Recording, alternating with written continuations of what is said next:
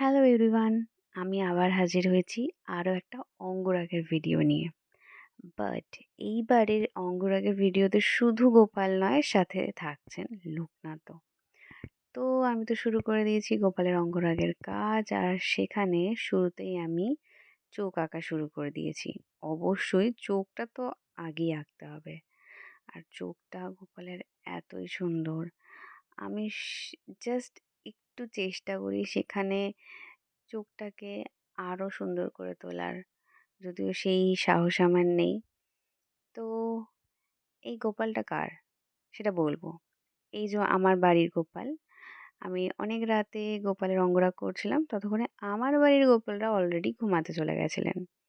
So এটা হচ্ছে সেকেন্ডের ভিডিও, যেদিন আমি বাকি কিছু কাজ ছিল যেগুলো করছিলাম। ওই দেখো আমার গোপাল উঁকি মারছে ওদিক থেকে। আর এখানে অলমোস্ট আমার এই গোপালের অঙ্গরাগ ফিনিশ, সবটা কমপ্লিট হয়ে গেছে। আমি চেষ্টা করেছি নিজের মতন করে যেটুকু সম্ভব করে দেওয়ার। আর ইনি হচ্ছেন লোকনাথ।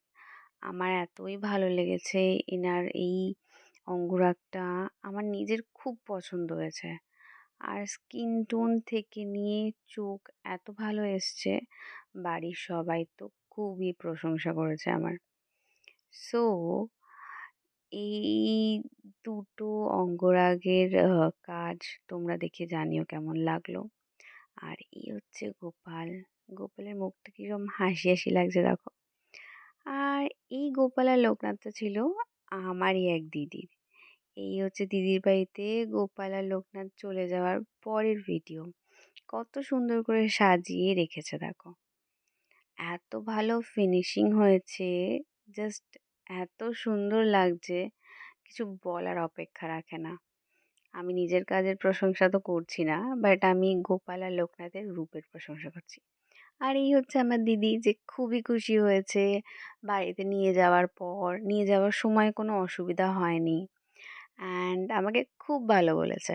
আমি তাতেই খুশি। আর এই হচ্ছে দিদির বাড়ির গোপাল, এই হচ্ছে গোপাল আর লোকনাথের ফটো।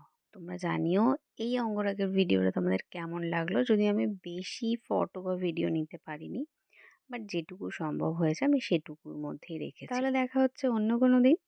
আজকের মতন টাটা।